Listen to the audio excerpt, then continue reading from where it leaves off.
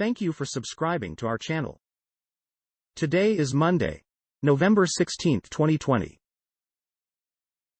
Fox report: Passport Canada roasted after encouraging passport renewals for winter vacations.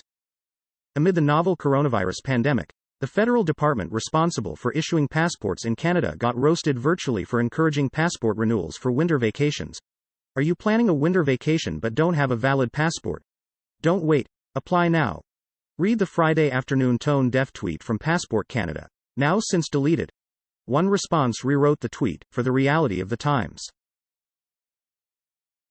BBC report: Trump to order further troop withdrawal from Afghanistan and Iraq. Those in Afghanistan will be cut from about 5,000 down to 2,500 by mid-January, officials said. In Iraq they will be reduced from 3,000 to 2,500. President Trump has previously said he wants all troops home by Christmas. He is refusing to concede the 3rd of November election to Joe Biden. The withdrawal should be finished by the 15th of January, U.S. media reported, just days before Mr. Biden's inauguration as president. Al Jazeera report: Ethiopia bombs Tigray capital as it rejects mediation calls. Ethiopian fighter jets have bombed the capital of the rest of Tigray state, several sources have said, as the federal government resisted international pressure for mediation in the conflict with forces loyal to the regional governing party. Anan Contre, representative of the United Nations Refugee Agency in Ethiopia, said colleagues in the city of Mekelle, on Monday, reported witnessing an air strike not far from them.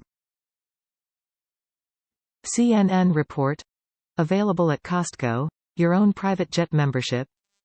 It looks like you really can buy anything at Costco. The wholesale retailer is offering its members a 12-month subscription to private jet service Wheels Up.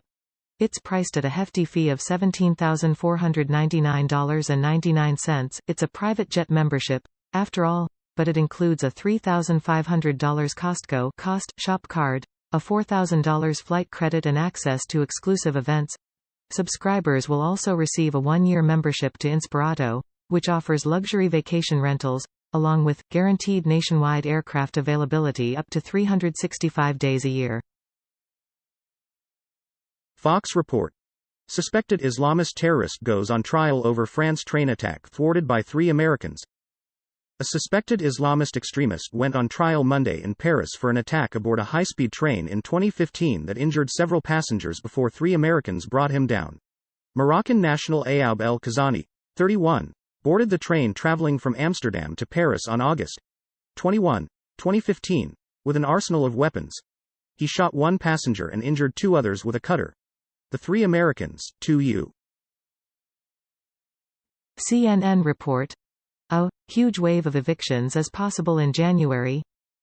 Tammy Phelps had high hopes and big plans for 2020. She had planned to buy her own home and move out of the rental where she and her 5 children had been living since her divorce 5 years ago.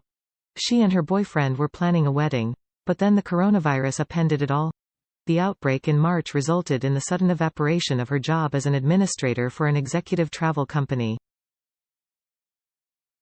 Deutsche Welle report: Coronavirus, Germany urges reduction in social contacts. German Chancellor Angela Merkel and the heads of the country's 16 states postponed a decision on new lockdown measures until next week, following a summit via video conference Monday. The aim is to curb the persistently high number of fresh COVID-19 infections. According to Merkel, state premiers didn't want to see a tightening of restrictions before next week. All people considered vulnerable will be eligible once a week for 1 heavy-duty respirator mask, also known as FFP2. BBC report: Hiker alive and well after dying for 45 minutes. Michael Napinski got lost in Mount Rainier National Park in freezing conditions last weekend. He was found and airlifted to a hospital in Seattle. He had a pulse when he arrived at hospital, but then his heart stopped. The medical team performed CPR on Mr. Napinski and hooked him up to a extracorporeal membrane oxygenation (ECMO) machine. This pumped blood from his body into a heart-lung machine that removed carbon dioxide, and then back inside him. BBC report: Greece migrants, Afghan father charged over son's drowning death. The Afghan man is accused of having endangered his son's life, reportedly the first such case in the country. The dinghy sank off Samos Island on the 8th of December. The man made it to shore and sought help, but his son's lifeless body was found the next morning. Thousands of migrants have arrived in Greece from Turkey so far this year. The 25-year-old Afghan father could face a 6-year prison sentence if found guilty of putting his son's life at risk. CNN report. House Republicans receive D.C. COVID-19 restriction waiver to hold in-person leadership elections. Washington, D.C. Officials said Monday that House Republicans had received a waiver to hold a large meeting at a local hotel later this week in order to administer their leadership position elections in person, while House Democrats said they plan to hold their leadership elections virtually this year in the wake of the coronavirus pandemic. House Republicans have opted to meet in person, moving their gathering to a nearby Capitol Hill hotel, a Republican leadership staffer told CNN. Deutsche Welle report. Germany charges Egyptian with spying while working in Merkel's press office. Germany's public prosecutor filed charges of espionage Monday against an Egyptian-born German citizen who worked at the Federal Press Office (BPA). Read more. EU lawmakers call for release of Egypt's political prisoners. 62 tourists were killed at Egypt's Deir el-Bahri archaeological site in Luxor. 6 assailants, thought to have been linked to al-Qaeda, disguised themselves as members of the security forces and descended on the temple armed with automatic machine guns and knives. Fox report. New coronavirus wedding rules in Ohio ignite backlash. New restrictions on wedding receptions in Ohio are igniting backlash from lawmakers as concerns grow over a potential resurgence of the coronavirus. The Ohio Department of Health is clamping down on mass gatherings, which includes weddings and other events. Beginning at midnight Tuesday, wedding receptions and other banquet facilities will be required to follow several guidelines to minimize the spread of COVID-19.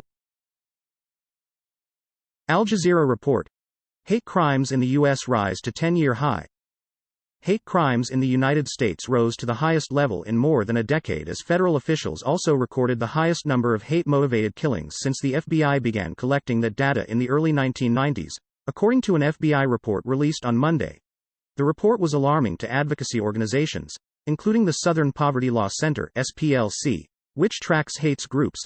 The FBI's report is another reminder that we have much work to do to address hate in America, Margaret Huang, SPLC president, said in a statement. Al Jazeera report. Qatar, normalization with Israel undermines Palestinian statehood. Qatar's foreign minister Sheikh Mohammed bin Abdulrahman Al Thani has said Arab states that establish ties with Israel undermine efforts for Palestinian statehood. In recent months, the United Arab Emirates (UAE), Bahrain and Sudan agreed to formal relations in deals brokered by United States President Donald Trump's administration. The Palestinians have denounced these agreements as a stab in the back and a betrayal of their cause.